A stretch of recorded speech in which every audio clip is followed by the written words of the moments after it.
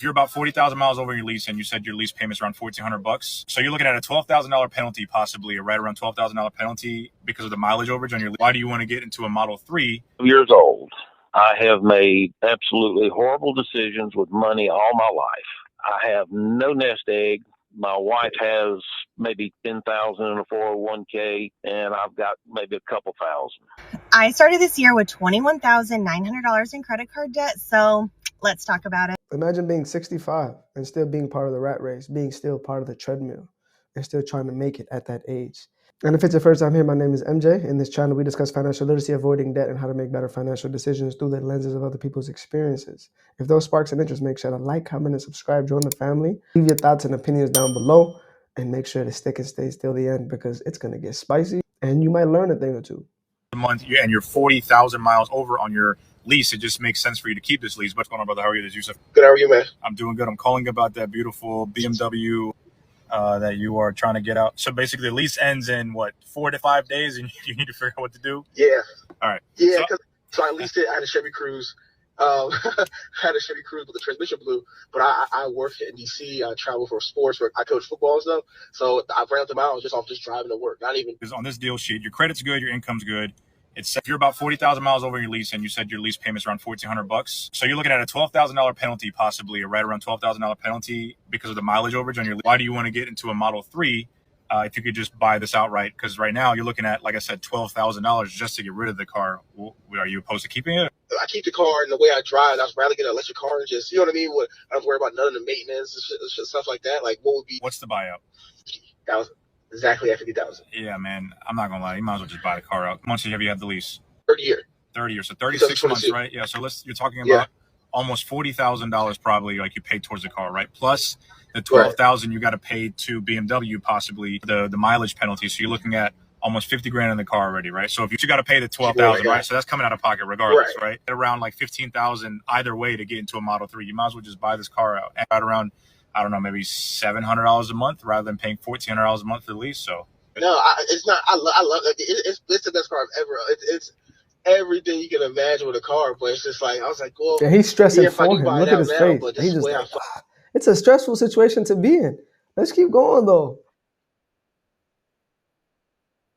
I drive so much. Is what keep the car, and I'm telling you this just to save you money. You paid so much for the lease, so you might as well just keep the car at this point. And it's an enjoyable car. It's a good spec.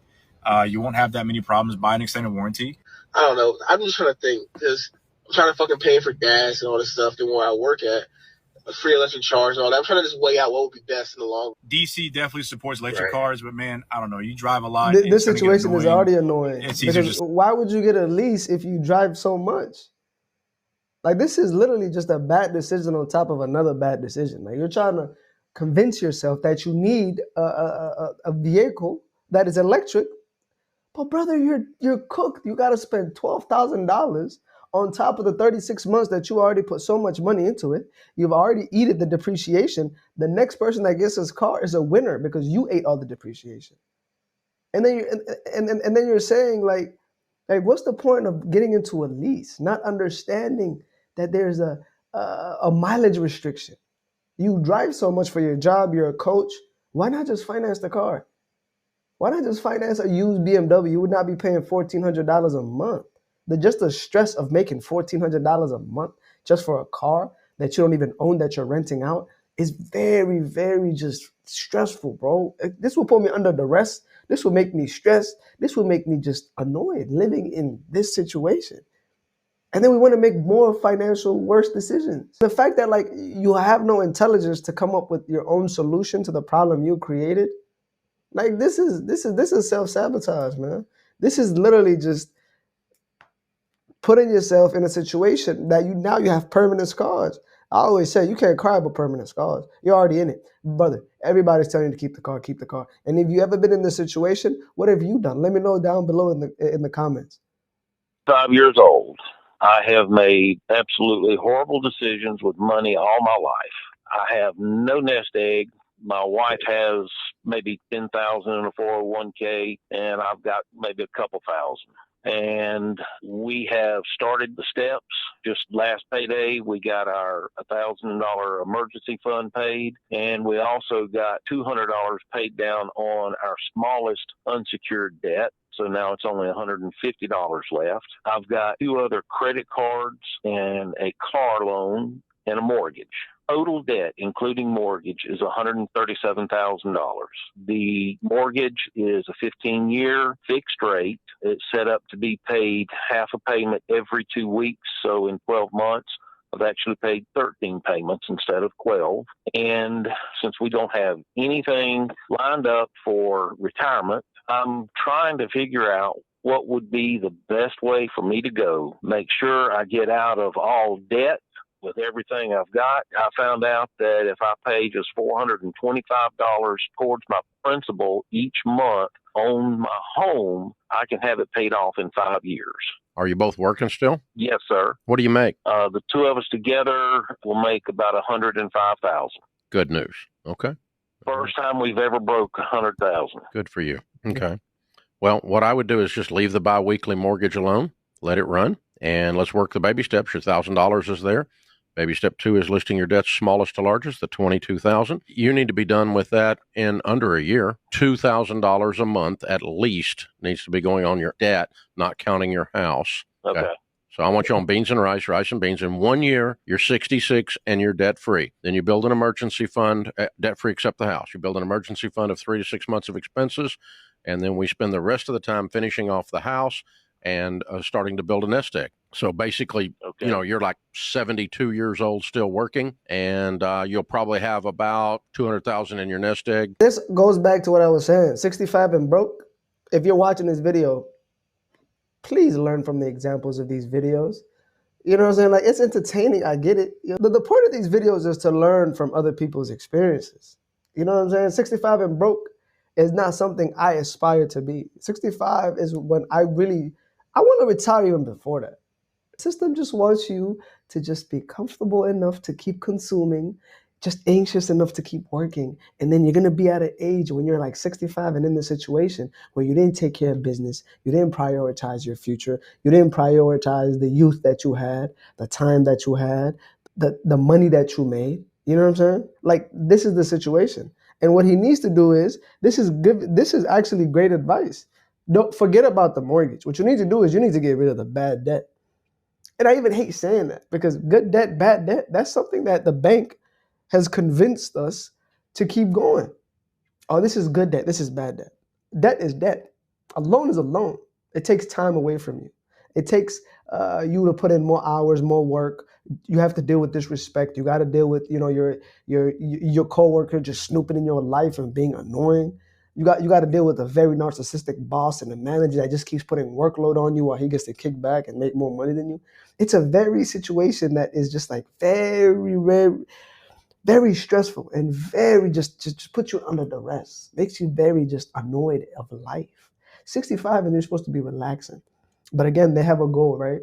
And that goal is for you to keep working. And every time the retirement age keeps getting bumped, right? And they don't want you to retire. They want you to keep consuming. Yesterday was Black Friday. Do you know how many people that I've seen on the highway line? It was packed. We're consumers. You're going to keep consuming. You're going to continue to being comfortable. You're going to be in this situation where you are 50, 55, 70, 75, and you're still like, what happened? You got to get rid of those credit card debts. You got to get rid of the personal loans. And then you can tackle the mortgage. The mortgage is not high. 130 with everything put together. I don't know how much the mortgage is, but it's not that bad. You know what I'm saying? Like, if you literally just eat, like you said, rice and beans for the next 5 years, I think you and your wife could be in a good situation. And she has to work. You got to work because you guys don't have time. Time is against you. I started this year with $21,900 in credit card debt. So let's talk about it. Hi, I'm Emily, and I'm 31 years old, and my husband and I are focusing on getting rid of any and all debt that we have. And like I said, we started this year with $21,900 of credit card debt, and I'm tired of it. I am so freaking tired of it. I'm tired of being the debt payoff girl. I'm tired of being the credit card girl. I don't want to be in credit card debt anymore. I don't want to even own a credit card. Like, I'm just done with the credit cards. I literally can't do this anymore. So let's talk about how far we've come, not how far we have to go. We started this year with $21,900 in credit card debt, over 8 credit cards. We're down to 2. One credit card has $3,660, and the last credit card has $5,800 on it. And I honestly could cry because I just am so proud of us and so ready for this journey to be over. But that means all we have left in credit card debt is $9,460. Congratulations. I'm really happy for her. Congrats. I'm stoked. I'm ecstatic. It feels so good because I was $20,000 in credit card debt 2 years ago. And the best feeling is just tackling that debt snowball. Like, it feels like this huge weight has been lifted off your chest and your back and your brain, because debt is very straining. And the thing that most of you guys don't understand is that debt just doesn't steal your money. It doesn't. Debt steals your calm, your time, your ability to think independently, your ability to invest in yourself, your ability to start in businesses and getting into hobbies, you know what I'm saying? See your children grow. That's what debt does. And credit card is the most expensive of those debts. And it's the dumbest one because you have nothing to show for it. And you just were a consumer and you consumed everything. I'm really happy for them. It feels great. It's very emotional. And for the people watching this, stop using your credit cards. You're not going to get anywhere in life. You have to understand, like, you're punishing your future self only to get the comfort of today. You know what I'm saying? Like, it's not a good trade-off. It's not a good trade-off. And in this channel, we learn from other people's experience. You don't want to be 65 just like the other guy, right? And live this way. She's 31. The trajectory of her life, if she takes care of her priorities and what's important, is going to be very prosperous to her and her husband and her children. They could do anything they want. They could literally walk away from any job in disrespect. But you have to do the hard things. You know what I mean? You have to discipline yourself. You have to be consistent and you need focus. You know what I'm saying? Like, I was in this situation. It feels beautiful. It feels great. But I'm going to end the video here, right? Stay away from credit card debt. Be the best version of yourself and live a financial happy life. And with all that being said, make sure to like, comment, and subscribe. Let me know your thoughts and opinions down below. And with that being said, be good, do good. And I'm going to catch you on the next one. Peace.